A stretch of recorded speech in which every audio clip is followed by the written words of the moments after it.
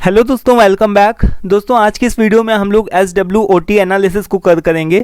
ये एक तरीके की टेक्निक होती है और आज की इस वीडियो में हम लोग जानेंगे कि ये एक्चुअल में होती क्या है, what it is and when to use it, और इसको हम यूज़ कब करते हैं। तो यहाँ पर देखिए एक जो डायग्राम बना है, आप एक अपने स्क्रीन के सामने देख पा रहे हो, जिसमें सिर्फ 4 वर्ड्स लिखे हैं SWOT, where S stands for strengths, W stands for weaknesses, O stands for opportunities and T stands for threats। ठीक है, तो इसका जो SWOT का फुल फॉर्म बनता है वो क्या है, strength, weaknesses, opportunity and threats. ठीक है, तो ये 4 वर्ड्स होते हैं और इन 4 वर्ड्स का यूज़ हम तब करते हैं जब भी हम कभी भी कोई ऑर्गेनाइजेशन को स्टार्ट करने के लिए जाते हैं। ठीक है, लेट्स सपोज कि अगर आपका कोई भी स्टार्टअप प्लान है, ठीक है, आपने कोई भी एक तरीके की फैक्ट्री खोलनी है, कोई स्कूल खोलना है, या फिर कोई आपको एक छोटी सी नॉर्मल शॉप को ही खोलना है। ठीक है, तो आप सारी चीज़ों को एनालिसिस करोगे, आप अपने आसपास के माहौल को एनालिसिस करोगे कि आपके पास में कौन सी सुविधाएं उपलब्ध हैं, कौन से ऐसे खतरे हैं जो आपकी बिजनेस प्लान को क्या कर सकते हैं, फ्लॉप कर सकते हैं,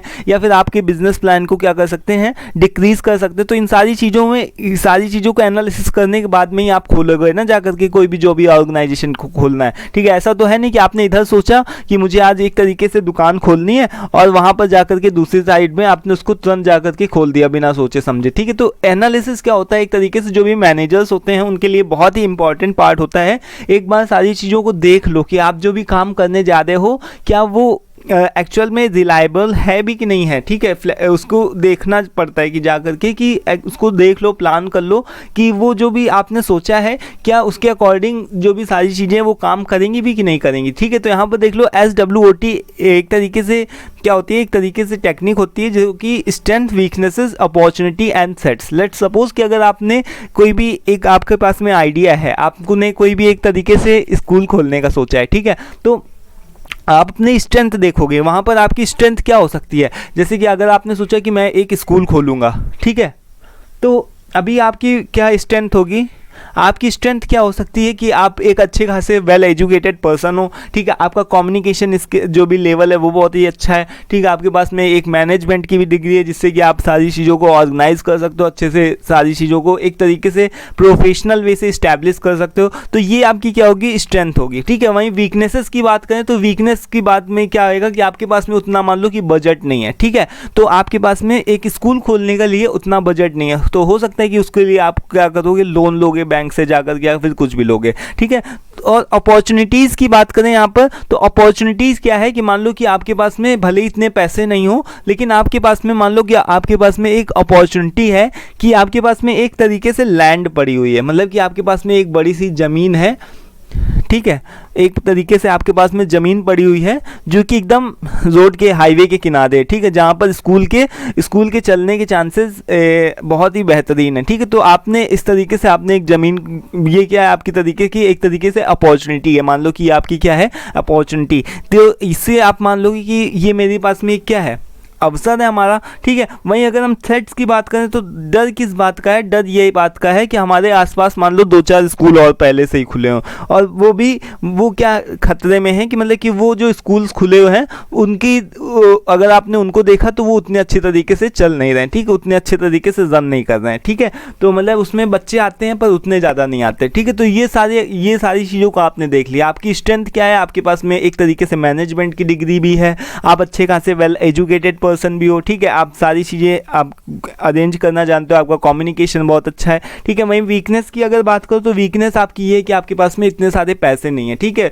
कि आप एक तरीके से उसमें बहुत सारा बिल्डिंग को स्ट्रक्चर करवा सको या फिर इतना ज़्यादा उसमें कंस्ट्रक्शन में खर्च कर सको। अपॉर्चुनिटी की बात करें तो आपके पास में एक लैंड पड़ी हुई है जहाँ पर आप आराम से बना सकते हो। और थ्रेट इस बात का है, डर इस बात का है कि आपके आसपास में जहाँ पर भी आपकी ज़मीन है वहाँ पहले से ही 2-3 स्कूल खुले हुए हैं और वो सही से उसमें बच्चे भी नहीं आते हैं। ठीक है, तो ये सारी चीज़ें क्या है, एक तरीके से आप जो भी मैनेजर होगा तो वो सारी चीज़ों को एनालिसिस करेगा ना। इन सारी चीज़ों को आपने देख लिया, अब जाकर के जो भी आपका सेकंड स्टेप होगा वो दूसरा होगा। ठीक है, इसके बाद की जो भी बात आती है वो अलग बात होती है कि आप वहाँ पर खोलोगे या फिर नहीं खोलोगे, या फिर आप उसकी जगह कोई फैक्ट्री स्टैब्लिश कर सकते हो या फिर रेंट पे उठा सकते हो अपनी जगह को। ठीक है, तो ये सारी चीज़ें अलग बात है। ठीक है, तो ये क्या है, SWOT क्या एक तरीके से टेक्निक है ना। टेक्निक क्या मतलब आपको समझ में आया ना कि टेक्निक है जिससे कि आप सारी चीज़ों को, फ्यूचर में आने वाली चीज़ों को क्या कर सकते हो, अंदाज़ा लगा सकते हो कि हम इससे जो भी हमारा बिजनेस है, बिजनेस प्लान क्या है, फ्लॉप होगा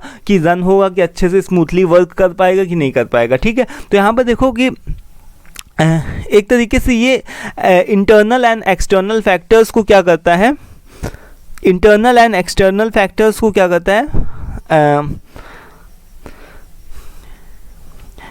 फ्यूचर के पोटेंशियल को यहाँ पर कवर करता है। यहाँ पर देखो अब एक तरीके से जो भी आपके पास में दो वर्ड्स लिखे हुए हैं, एक तो यहाँ पर एक्सटर्नल की बात हो रही है ऑरिजिन, और यहाँ पर इंटरनल ऑरिजिन की बात हो रही है। ठीक है, अब आपकी जो भी स्ट्रेंथ है या आपके पास में जो भी वीकनेसेस है, ये क्या है, आपकी इंटरनल ऑरिजिन के अंदर आती है। ठीक है, आपके अंदर की ही जो भी आपकी कमियां होंगी, जो भी अच्छाइयां होंगी, ये आप ही जानते हो। ठीक है, आपके ऑर्गेनाइजेशन की क्या अच्छाइयां हैं, क्या कमियां हैं, तो ये बात आप ही जानते हो। ठीक है, एक्सटर्नल की बात करो तो अपॉर्चुनिटीज़ क्या है, ये बाहर के लोग भी जान सकते हैं, जो आपकी सोसाइटी है वो भी जान सकती है कि आपके पास में अपॉर्चुनिटीज़ भी किस बात की हैं और डर भी किस बात का है। ठीक है, तो ये बाहर की एक्सटर्नल ऑरिजिन के अंदर आता है। ठीक है, तो ये चारों चीज़ें आपको ध्यान रखनी है, कौन इंटरनल है कौन एक्सटर्नल है, ये सारी चीज़ें मैंने आपको बता दी। अभी देखो क्या है कि the primary objective of SWOT analysis is to help organisations develop a full awareness and making business decision.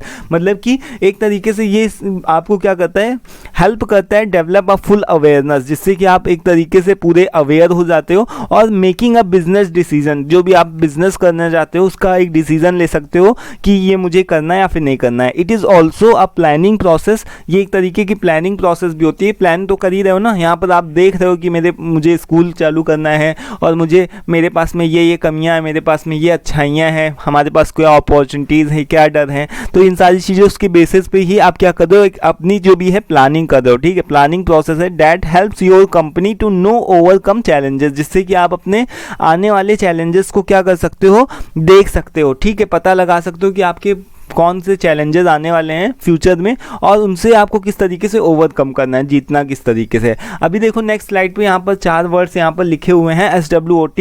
S जो है, एस का मतलब क्या होता है, देखिए स्ट्रेंथ होता है। स्ट्रेंथ में आपकी कौन कौन सी चीज़ें आ सकती हैं, यहाँ पर आप अपने से क्वेश्चन कर सकते हो कि what do you do well, आप क्या चीज़ अच्छे से कर सकते हो। ठीक है, what unique resources do you have, आपके पास में कौन से यूनिक रिसोर्सेज हैं। ठीक है, what do others see in your as your strength, और लोग दूसरे आपके क्या बारे में जानते हैं कि आपकी क्या स्ट्रेंथ थी। ठीक है, तो इससे आप अपनी स्ट्रेंथ के बारे में पता लगा सकते हो। वहीं पर वीकनेस की अगर बात आए कि वीकनेस की कैसे पता लगाना है, तो यहाँ पर वॉट कुड यू इम्प्रूव, आपको क्या इम्प्रूवमेंट की ज़रूरत है। Where do you have fewer resources than others, आपके पास में ऐसे कौन से रिसोर्सेज हैं जो कि आपके पास में ऐसे कौन से रिसोर्सेज नहीं हैं जो कि दूसरे लोगों के पास में है। ठीक है, ये तो ये भी क्या होगी, आपकी एक तरीके की वीकनेस होगी। ठीक है, and what other likely to see as weakness, और लोग आपके अंदर क्या वीकनेस को जानते हैं, कि लोग क्या समझते हैं आपके बारे में, क्या बोलते हैं। ठीक है, तो ये भी आपकी क्या होगी, वीकनेस के अंदर ही आएगी। वहीं पर अपॉर्चुनिटी की बात करें तो what opportunities are open to you, आपके पास में कौन सी अपॉर्चुनिटीज़ ओपन है, and how can you turn your strength into opportunities, और आप अपनी स्ट्रेंथ को कैसे अपॉर्चुनिटीज़ में चेंज कर सकते हो। वहीं थ्रेट्स की बात करें तो थ्रेट्स में क्या आ सकता है आपकी कि what threats could harm you, आपके पास में ऐसे कौन से डर हैं जो कि आपको नुकसान पहुंचा सकते हैं। ठीक है, उसके बाद में एक दूसरा क्वेश्चन आता है, दैट इज लास्ट क्वेश्चन, कि what threats do your weaknesses, मतलब कि आपकी जो भी वीकनेसेस हैं उसके लिए so what threats do your weaknesses expose you to, यानी कि आपका इसका क्या मतलब है, ऐसे कौन से खतरे हैं जो कि आपकी वीकनेस को क्या करते हैं, एक्सपोज करते हैं। ठीक है, तो इसका मतलब आप समझ रहे हो। तो ये 4 वर्ड्स होते हैं, इन चारों वर्ड्स के हिसाब से आप अपने तरीके से अरेंज करके लिख सकते हो। ठीक है, ये क्वेश्चन अपने आप से आपको पूछ सकते हो, जिससे आपको आपकी strength, weaknesses, opportunities and threats के बारे में आसानी से पता लग जाएगा। और आपको किसी भी बिजनेस को स्टार्ट करने से पहले आप इसके बारे में एक बार ज़रूर से सोच लोगे। ठीक है, तो आई होप कि आपको सारी चीज़ें क्लियर हो गई होंगी। और दोस्तों PDF का जो भी लिंक है वो डिस्क्रिप्शन बॉक्स में मिल जाएगा। हाँ, अभी हम लोग नेक्स्ट वीडियो के अंदर हम लोग बात करेंगे जो भी मैनेजमेंट बाय ऑब्जेक्टिव, MBO क्या होता है। ठीक है, इसके बारे में बात करेंगे। तो आज की वीडियो में दोस्तों इतना ही रखते हैं। कोई भी वीडियो पसंद आए तो उसको लाइक कर दीजिएगा। ठीक है, और PDF का लिंक डिस्क्रिप्शन बॉक्स में ही है। आज की वीडियो में फिलहाल इतना ही, मिलते हैं नेक्स्ट वीडियो में। Till then take care, thank you and bye.